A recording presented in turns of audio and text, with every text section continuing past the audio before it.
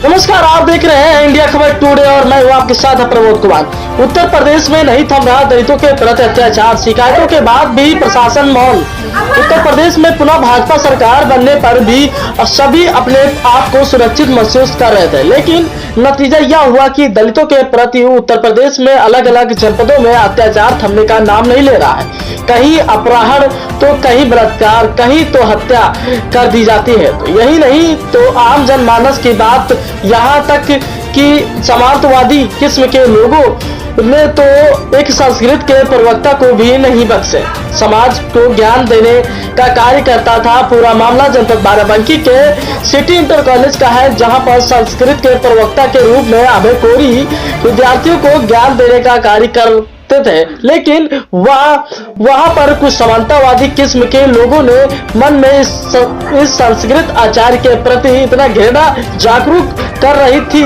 इस क्रम में समानतावादियों ने अभय कोरी को विद्यालय में उपस्थित रजिस्टर में सिग्नेचर करने के प्रतिबंध लगा दिया। तो वहीं अभय कोरी विद्यालय के प्रति अपने लगाव को नहीं रोक सके और बच्चों को दिन प्रतिदिन ज्ञान देते रहे। उसके बावजूद भी समानतावादी लोगों की गुस्सा शांत नहीं हुई, तो उन्होंने अभय कोरी के सर पर रखी हुई शिखा को कटवा दिया। इस संबंध में जब अभय कोरी ने लिखी शिकायत देकर प्रशासन से न्याय की गुहार लगाई, तो वहीं अभय कोरी ने अपने आंखों से छलकते हुए आंसुओं के साथ बताया कि मुझे इस कॉलेज में बड़ी घृणा के साथ देखा जाता है और गाली गलौज भी किया जाता है, दलित शब्द के साथ बेइज्जत भी किया जाता है। अभय कोरी ने यह भी बताया कि हमारे साथ हो रहे अत्याचार में सबसे ज्यादा संलिप्तता प्रिंसिपल की है, क्योंकि प्रिंसिपल की जब ज्वाइनिंग हुई थी 2021 में और हमारे साथ अत्याचार पिछले 4 वर्षों से हो रहा है। आखिरकार यह पूरा मामला प्रिंसिपल तक कैसे पहुंचा और कैसे इनको पूरी घटना की जानकारी है, ये सोचने वाली बात होगी कि ये जो प्रिंसिपल की संलिप्तता साफ जाहिर हो रही है, क्योंकि आपको आए अभी करीब 2 साल नहीं हुए, इसलिए 4 साल का कार्यकाल आखिरकार कैसे जान सकते हैं।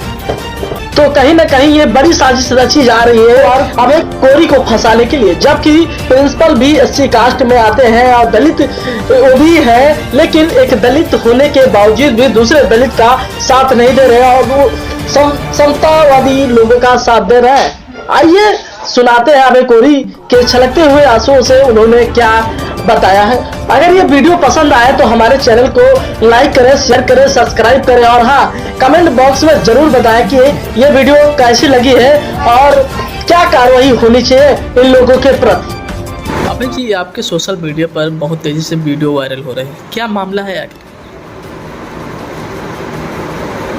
आपने मीडिया के माध्यम से और सोशल मीडिया पे भी देखा होगा कि मेरे साथ जो हुआ वो सभी को पता है और वो अभी तक थम भी नहीं रहा है। मुश्किलें अभी भी मेरी जारी हैं। मैं प्रतिदिन स्कूल जा रहा हूँ, मुझे अंदर प्रवेश तक नहीं करने दिया जा रहा है। मैं बाहर से ही अपना GPS कैमरे से फ़ोटो खींच के वापस चला आता हूँ और उसको उपस्थिति के लिए मैं अपने पास और DIS ऑफिस भेज देता हूँ। प्रकरण तो आप सभी को पता है। मैं माध्यमिक शिक्षा सेवा चयन बोर्ड के माध्यम से TGT PGT उत्तीर्ण अभ्यर्थियों सन 2013 में मैंने उत्तीर्ण किया था। मेरी पहली पोस्टिंग औरैया में थी, वैदिक इंटर कॉलेज, लेकिन माँ की तबीयत ख़राब होने के कारण मुझे आना पड़ा। मैं अपने गृह जनपद चला आया। मैंने यहाँ पर TGT सहायक अध्यापक संस्कृत के पद पे ज्वाइन कर लिया। सन 2018 से मेरी पोस्टिंग थी। पोस्टिंग के बाद जब मैं यहाँ पर आता हूँ तो वहाँ पर मेरा जो स्वभाव है संस्कृत का, हमारी भारतीय भाषा है, हमारी राष्ट्रीय भाषा है, हमारी पहचान है संस्कृत। इसी संस्कृति को मैं अपने अंदर सदाचारिता को धारण किए हुए सभी बड़ों का आदर सम्मान मैं करता रहता हूँ, लेकिन उनके प्रति जो मेरे प्रति उनका जो दृष्टिकोण होता है वो चेंज नहीं होता है। वो मुझे जातिगत टिप्पणियाँ करने लगते हैं। सन 2018 से मैं सहता रहता हूँ। कभी उनके मुंह से निकलता है शूद्र या संस्कृत पढ़ाने, कभी जानवर, कभी क्या, वो लोग कहा ही करते हैं। मैं सहता रहता हूँ कि एक दिन इनका भाव, इनका ये व्यवहार बदल जाएगा, लेकिन वो कभी नहीं बदलता है। सबसे ज़्यादा उन्हें जो दर्द था मेरी शिखा से था। मैं शिखा धारण करता था। मैं बचपन से संस्कृत पढ़ा हुआ हूँ, मैंने आचार्य किया साहित्य से, तो उस शिखा से बहुत जलन होती थी। तो ये मेरी शिखा को 18 से जलते रहे 19, 20, 21 की एक दिन घटना है 21/12/2021 को। मैं पढ़ाकर कक्षा से निकल रहा था, मुझे क्या पता था कि ये लोग ऐसा भी मेरे साथ करेंगे। इतना तो सता ही रहे थे, मैं सह रहा था, लेकिन इन लोगों ने अचानक मुझे पकड़ करके मेरी शिखा काट दी। और वो दिन मेरे लिए बहुत दर्दनाक दिन था। मैंने मुझे मारा भी और मैं चला आया। हाँ, इन लोगों ने, मैं 2-3 विद्यालय नहीं गया। मैं 23/12/2021 को उच्च अधिकारियों को ज्ञापन दिया और परिवार में कभी नौकरी नहीं रही, तो मैं करता भी क्या, मुझे जाना पड़ा पुनः विद्यालय अपने दर्द को लिए। लेकिन प्रिंसिपल द्वारा बताया जा रहा है जो भी आप आरोप लगा रहे हैं ये सरासर गलत है। मैं पूछना चाहता हूँ आपसे कि आदरणीय हमारे प्रधानाचार्य जी 6 जनवरी सन 2022 को आते हैं विद्यालय में, और मेरी उपस्थिति, मेरी नियुक्ति विद्यालय में सन 2018 से होती है।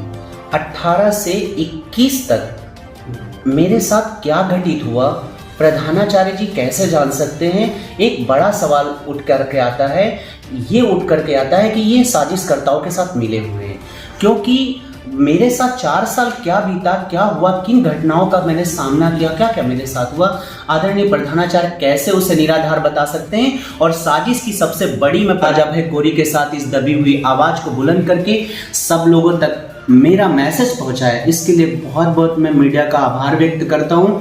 और बताना ये चाहता हूं कि प्रधानाचार्य जी, पहले मुझ पर जब आरोप लगाए जाते हैं तो 2 आरोप लगाए जाते हैं, बहुत ही सोची समझी साजिश के साथ। लेकिन ईश्वर की कृपा होती है कि जब जिस समय के आरोप मुझ पर लगाए जाते हैं, मैं उस समय सीएमओ ऑफिस में कॉलिंग सेंटर कोरोना की ड्यूटी पर होता हूं। साजिश करता अपना कोई ना कोई एक साक्ष्य छोड़ जरूर देता है। किसी को, इंसान जब गलत नहीं होता है तो बच ही जाता है। इन लोगों ने मुझ पर आरोप दिखाया 19/2/2022 का, और मुझे पत्र भेजा 23/3/2022 को। अब आप सोच लीजिए कि इतने अंतराल पर आप मुझ पे घटना फरवरी की दिखा रहे हो, पत्र मुझे तुम 23 में दे रहे हो, मार्च को 23 को भेज रहे हो। मेरी माँ की तेरही होती है, तेरही के दिन डाकिया के माध्यम से मुझे पत्र भेजा जाता है। मैं बिल्कुल पूछना चाहता हूं कि क्या किसी भी कर्मचारी, अगर वो अपने कार्यालय में उपस्थित है, अपने विद्यालय में उपस्थित है, तो क्या उससे डाक के माध्यम से उसके घर भेज देना चाहिए पत्र?